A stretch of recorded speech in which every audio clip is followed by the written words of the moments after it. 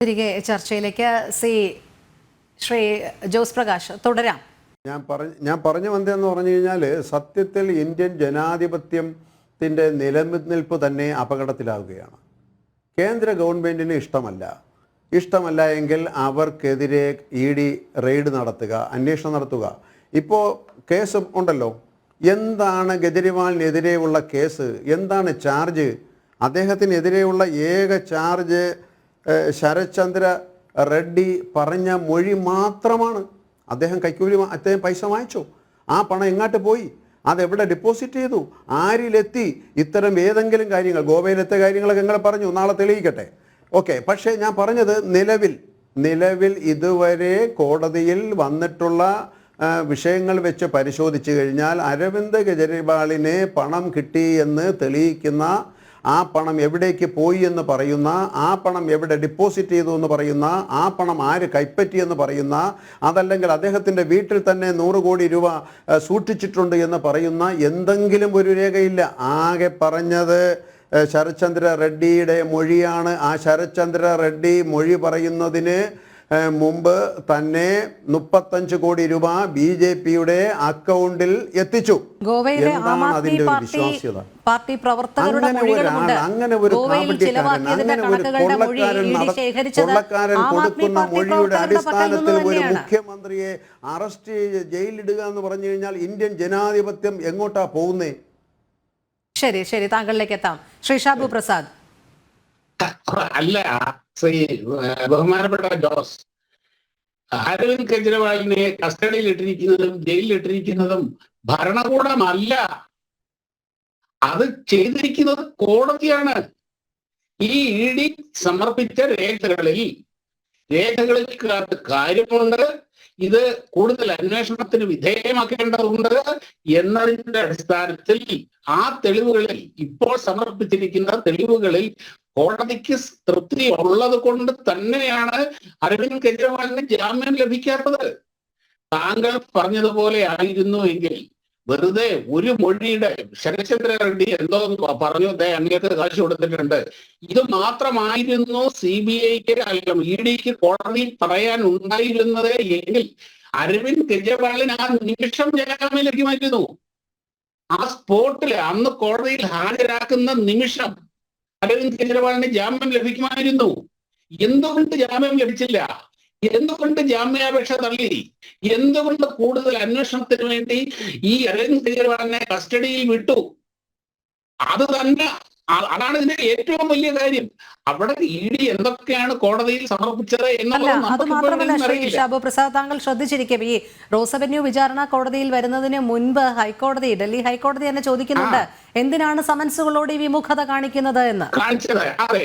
അത് മാത്രമല്ല, ഈ ഇവിടെ ജാമ്യത്തിന് വേണ്ടിയിട്ട് സുപ്രീം കോടതിയിൽ അരവിന്ദ് കെജ്രിവാൾ ജാമ്യാപേക്ഷ കൊടുത്തിരുന്നു. ആ കൊടുത്ത ജാമ്യാപേക്ഷ അവസാന നിമിഷം പിൻവലിച്ചു. എന്തിന്? എന്താണെന്ന് വെച്ച് കഴിഞ്ഞാൽ വളരെ സിമ്പിളാണ്. കവിതയുടെ ചന്ദ്രശേഖർ റാവുവിന്റെ മകൾ കവിതയുടെ ജാമ്യാപേക്ഷ സുപ്രീം കോടതി തള്ളി. അതേ കാരണങ്ങളാണ് ഈ അരവിന്ദ് കെജ്രിവാളിനും ഉള്ളത്. അതുകൊണ്ട് സുപ്രീം കോടതി ജാമ്യാപേക്ഷ തള്ളും എന്നുള്ള കാര്യം ഉറപ്പായപ്പോൾ ആ തിരിച്ചടി ഭയന്നാണ് സുപ്രീം കോടതിയിൽ കൊടുത്ത ജാമ്യാപേക്ഷ ഈ അരവിന്ദ് കെജ്രിവാൾ പിൻവലിച്ചത്. എന്തിനു പിൻവലിച്ചു? ഞാൻ പറഞ്ഞല്ലോ, 24 മണിക്കൂർ കൂടുതൽ വെറുതെ ഒരാളെ പിടിച്ചു കൊണ്ടുപോയി ജയിലിലിടാൻ നമ്മുടെ നാട്ടിൽ ഭരണകൂടത്തിന് ആവില്ല. അവരെ ജയിലിലിടണോ, അവരെ റിമാൻഡ് ചെയ്യണോ, അവരെ ജാമ്യത്തിൽ ആലോചിച്ചു നോക്കണ ഒരു മുഖ്യമന്ത്രിയാണ്. ഒരു സംസ്ഥാന മുഖ്യമന്ത്രിയെ കോടതി നീ പുറത്തു പോകണ്ട, ഞങ്ങൾ പറയുന്നവരെ പുറത്തു പോകണ്ട, EDയുടെ കസ്റ്റഡിയിൽ ഇരിക്കുക, അവരുടെ ചോദ്യത്തിന് ഉത്തരം പറയേ. 9 പ്രാവശ്യം സമൻസ് അയച്ചിട്ട് എന്തുകൊണ്ട് നിങ്ങൾ വന്നില്ല? കാര്യം ഇവർക്ക് ടെൻഷൻ വരുമോ? ഇവർക്ക് നല്ല സമ്മർദ്ദ പ്രയാസമുണ്ട്. കാരണം ഈ സമൻസ് അയച്ചിട്ട് മുങ്ങി നടക്കുന്ന, ചോദ്യം ചെയ്യാൻ ഹാജരാകാൻ പറഞ്ഞിട്ട് മുങ്ങി നടക്കുന്ന മുട്ട ബലിയാണ് എന്നൊക്കെ പറഞ്ഞ് നെഞ്ചുവേദനയാണെന്ന് പറഞ്ഞിട്ട് മുങ്ങി നടക്കുന്ന കുറെ എണ്ണം കേരളത്തിലും ഉണ്ട്. അവരിൽ പലരും സ്ഥാനാർത്ഥികളാണ്. വെറുതെ അല്ല, രാഖി രാമാനം മുഖ്യമന്ത്രി ചാട്ടി ഇവിടെ തൃശ്ശൂരെത്തി കരുവന്നൂരിന്റെ കാര്യമൊക്കെ ചർച്ച ചെയ്തത്. അപ്പം അവിടുത്തെ കാര്യങ്ങൾ കൈകാര്യം അല്ല, ഇന്ന് വളരെ രസകരമായ മറ്റൊരു റിപ്പോർട്ട് കൂടി ഏറ്റവും ഒടുവിലായി വന്നിട്ടുണ്ട്. ഈ സഹകരണ സംഘങ്ങളുടെ ഓഡിറ്റിംഗ് ടീമിന് നിശ്ചയിച്ചതിൽ ഒരു സഹകരണ ബാങ്കിൽ ഈ ഓഡിറ്റ് ടീം 2 ദിവസമാണ് ഇവർക്ക് അതിന്റെ കാര്യങ്ങൾ നോക്കി നടത്താനുള്ള അനുവാദം നൽകിയിരിക്കുന്നത്. ഇത്രയധികം ക്രമക്കേടുകൾ നടക്കുന്നിടത്താണ് വെറും 2 ദിവസം കൊടുത്തിരിക്കുന്നത്. ഇങ്ങനെ സംസ്ഥാനമൊട്ടാകെയുള്ള സഹകരണ സംഘങ്ങളിൽ 2 ദിവസം കൊണ്ട് തീർപ്പാക്കാവുന്ന കാര്യങ്ങളൊന്നുമല്ല. അത് മറ്റൊരു വശം. അതുപോലെ ഒരു കാര്യം കൂടി ഇവര് പറയുന്നു, ഞങ്ങൾ CPI-യും CPM-ഉം ഇലക്ട്രൽ ബോണ്ട് വാങ്ങിയില്ല, അതിനുവേണ്ടി ഞങ്ങൾ അക്കൗണ്ട് തുറന്നില്ല. ഇനി ഒരു കാര്യമുണ്ട്, ഇവര് വാങ്ങിയെന്നിരിക്കട്ടെ, ഇവര് അക്കൗണ്ട് എടുത്തെന്നിരിക്കട്ടെ, ഇവർക്ക് ആരാണെന്നേ പൈസ കൊടുക്കുക? ഇവർക്ക് യാതൊരു കാര്യമില്ല. ഇവര് മേടിച്ചിരിക്കാൻ അക്കൗണ്ട് അവിടെ കിടക്കുക എന്നുള്ളതല്ലാതെ ഇവർക്ക് ആരെങ്കിലും പൈസ കൊടുക്കുവോ? ഇവർക്ക് വേണ്ടത് അക്കൗണ്ടബിൾ ആയിട്ടുള്ള ഈ പറഞ്ഞ പോലെ നാളെ CPI-ക്ക് ഇന്ന മുതലാളിയിൽ നിന്ന് ഇത്ര രൂപ കിട്ടി, ഇന്ന കമ്പനിയിൽ നിന്ന് ഇത്ര രൂപ കിട്ടി എന്ന കൃത്യമായി പറയാവുന്ന കണക്കുകളുള്ള പണമല്ല ഇവർക്ക് വേണ്ടത്. ഇവർക്ക് കൊടികുത്തിയും ഭീഷണിപ്പെടുത്തിയും റോഡിലിട്ട് തല്ലിയും മാഷാള്ള സ്റ്റിക്കർ ഒട്ടിച്ച വണ്ടി വരുമെന്ന് പറഞ്ഞു ഭീഷണിപ്പെടുത്തി കിട്ടുന്ന പണമാണ് ഇവർക്ക് വേണ്ടത്. കട്ട് നിന്ന് മാത്രം ശീലിച്ചവന് നേരെ ചൊവ്വയുള്ള പണം വേണ്ടെന്നേ, അവന് ഗ്രഹിക്കില്ല. ശീലം അതാണ്. അതുകൊണ്ട് തന്നെ ഭീഷണിപ്പെടുത്തിയും കൊള്ളയടിച്ചും കിട്ടുന്ന പണമേ ഇവർക്ക് പറ്റുള്ളൂ. അവർക്ക് നേരെ ചൊവ്വേ അക്കൗണ്ടബിളായി നാളെ ആൻസറബിൾ ആകേണ്ട പണം ഇവർക്ക് വേണ്ട. അതുകൊണ്ട് തന്നെയാണ്, അല്ലാതെ ഇവരുടെ മഹത്വം കൊണ്ടൊന്നും അല്ല. ഇവർക്ക് അത്രമാത്രം കള്ളത്തരം ഇവർക്കുള്ളത് കൊണ്ട് തന്നെയാണ് ഇവർക്കത് വേണ്ട എന്ന് പറഞ്ഞത്, അല്ലാതെ വേറൊന്നുമില്ല. CR ജോസ്, ഇവിടെ ഏറ്റവും ഒടുവിലായി ഉന്നയിക്കുന്നത് ഈ അരവിന്ദ് കെജ്രിവാളിന്റെ അറസ്റ്റുമായി ബന്ധപ്പെട്ട് കേന്ദ്ര അന്വേഷണ ഏജൻസിയായ ED രാഷ്ട്രീയ മുതലെടുപ്പ് നടത്തുന്നു എന്നുള്ളതാണല്ലോ. അതിനനുസരിച്ചായിരുന്നു പ്രതിപക്ഷ സംഘടനകളുടെയൊക്കെ പ്രതിഷേധം ഡൽഹിയിലുണ്ടായത്. നമുക്ക് നമ്മുടെ കേരളത്തിലെ സാഹചര്യം പരിശോധിക്കുകയാണെങ്കിൽ ഡൽഹിയിൽ CPM-ഉം കോൺഗ്രസും ഒക്കെ ഒറ്റക്കെട്ടായി ബാനറുകളും പ്രതിഷേധ പ്ലക്കാർഡും ഉയർത്തുകയും ഒക്കെ ചെയ്തു. പക്ഷേ അടുത്ത മണിക്കൂറിൽ തന്നെ കേരളത്തിൽ പ്രതിപക്ഷ നേതാവിൻ്റെ പ്രസ്താവന എന്തായിരുന്നു എന്നുള്ളത് താങ്കളും ശ്രദ്ധിച്ചതാണ്. EDയുടെ അന്വേഷണം മുഖ്യമന്ത്രിയിലേക്കും വരണം, അന്വേഷണം അരവിന്ദ് കെജ്രിവാളിൽ മാത്രം ഒതുങ്ങിയാൽ പോരാ എന്നുള്ളത്. അതായത് ഈ EDയുടെ അന്വേഷണത്തിൻ്റെ കാര്യത്തിൽ ഇന്ത്യ മുന്നണിയിലെ പ്രതിപക്ഷ സംഘടനകളിൽ പോലും വലിയ രീതിയിലുള്ള അഭിപ്രായ വ്യത്യാസങ്ങൾ നിഴലിക്കുന്നുണ്ട് എന്നുള്ളത് തന്നെയാണ്. പറഞ്ഞതിൽ കുറേ ശരിയുണ്ട്. കേരളത്തിലെ കോൺഗ്രസ് കഴിഞ്ഞ കുറേ കാലമായി BJP-യോടൊപ്പമാണ്. കേരളത്തിന് അർഹതപ്പെട്ട സാമ്പത്തിക സഹായം കേന്ദ്രത്തിൽ നിന്ന് കിട്ടാതിരിക്കുന്ന കാര്യത്തിനകത്തൊക്കെ അതിലൊന്ന് എനിക്ക് ആ കാര്യത്തിനകത്ത് അഭിപ്രായ വ്യത്യാസം ഇന്ത്യ മുന്നണിയിലുണ്ട്. അത് കേരളത്തിൽ മാത്രമാണ് ആ വിഷയം എന്നുള്ളത് ഞാൻ സമ്മതിക്കുന്നു.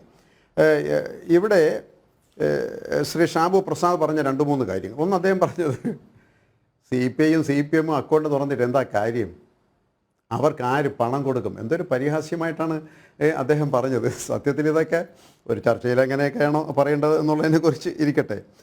രണ്ടാമത്തെ കാര്യം, എന്തുകൊണ്ട് ജാമ്യം കിട്ടിയില്ല? വരട്ടെ, കേസിപ്പം കോടതിയിൽ എത്തുന്നതല്ലേ ഉള്ളൂ. കേസ് കോടതി പരിഗണിക്കുന്ന സമയത്ത് അരവിന്ദ് കെജ്രിവാളിനെ അറസ്റ്റ് ചെയ്യാൻ ഇടയാക്കിയ റെഡ്ഡിയുടെ മൊഴി, ആ മൊഴി കൊടുത്ത ആള് 35 കോടി രൂപ BJP-ക്ക് കൊടുത്തു എന്നുള്ള കാര്യം കോടതിയുടെ ശ്രദ്ധയിൽ അപ്പോഴും വന്നിട്ടില്ല. വരും നാളുകളിൽ ആ കാര്യം ഹൈക്കോടതിയുടെ ശ്രദ്ധയിൽ വരും, അതല്ലെങ്കിൽ സുപ്രീം കോടതിയുടെ ശ്രദ്ധയിൽ വരും.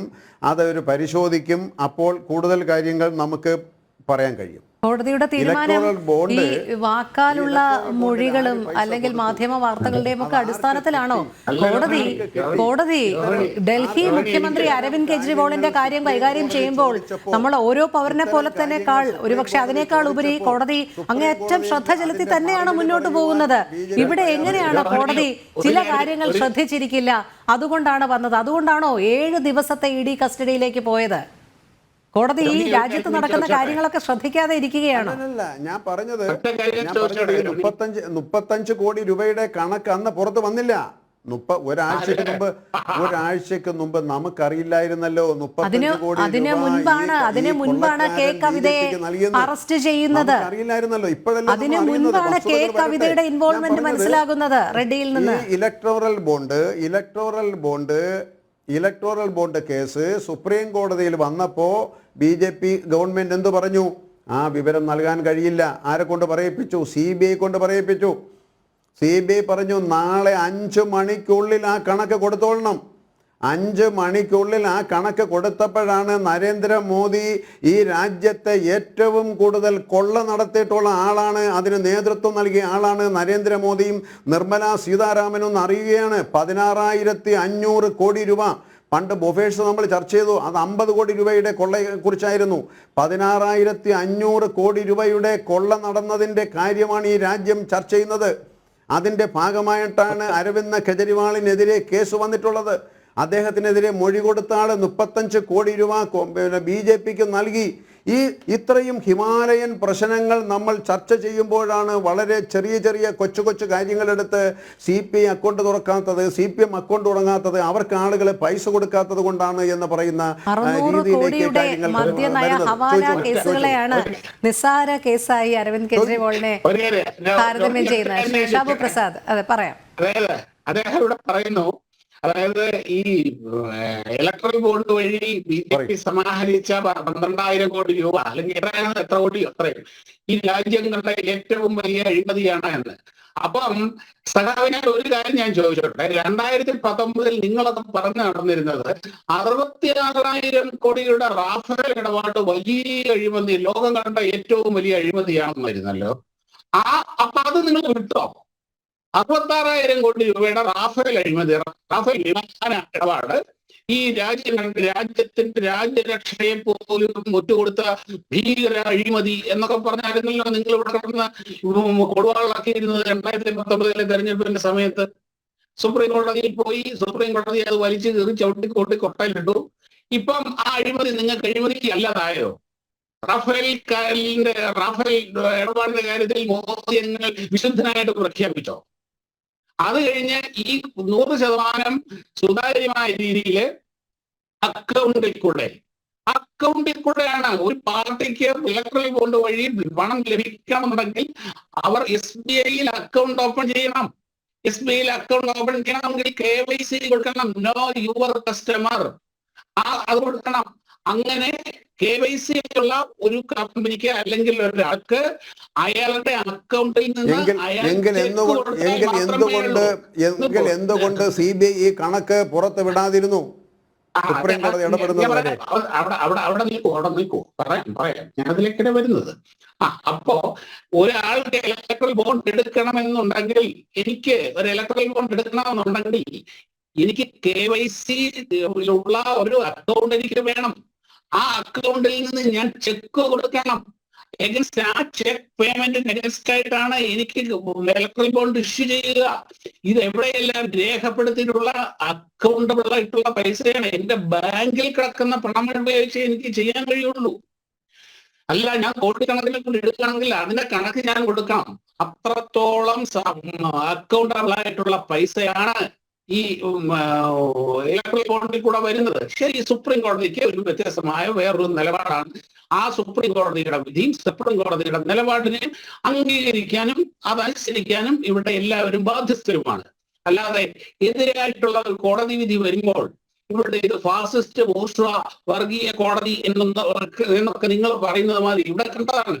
അയോധ്യ വിധി, കാശ്മീർ ആർട്ടിക്കിൾ 370, അങ്ങനെ ഒരുപാട് വിധികൾ ഈ നമ്മുടെ സുപ്രീം കോടതികൾ പുറപ്പെടുവിച്ചപ്പോൾ ഇവർ കോടതിയോടെടുത്ത നയം എന്താണ്? കോടതി ജഡ്ജിയെ എന്താണ് പ്രതീകാത്മകം. ശ്രീ ഷാബു പ്രസാദ്, താങ്കളുടെ ഓഡിയോ കേൾക്കാൻ സാധിക്കുന്നില്ല. അത് മാത്രമല്ല, ഇപ്പോൾ എന്തായാലും കോടതിയിലുള്ള വിശ്വാസം CPMന് കൂടിയിട്ടുണ്ട്. ഇപ്പോൾ കഴിഞ്ഞ ദിവസം തന്നെ സുപ്രീം കോടതിയെ സമീപിച്ചിരിക്കുകയാണല്ലോ, അകാരണമായിട്ടാണ് ബില്ലുകൾ വൈകിപ്പിക്കുന്നത് എന്ന് പറഞ്ഞുകൊണ്ട്. അതിലൊക്കെ കോടതി നിരീക്ഷണങ്ങൾ സ്വീകാര്യമാണ് എന്നുള്ളതും വ്യക്തമാക്കിയിട്ടുണ്ട്. ശ്രീ ഷാബു പ്രസാദ്, ഇടയ്ക്ക് കേൾക്കാൻ സാധിക്കുന്നില്ലായിരുന്നു.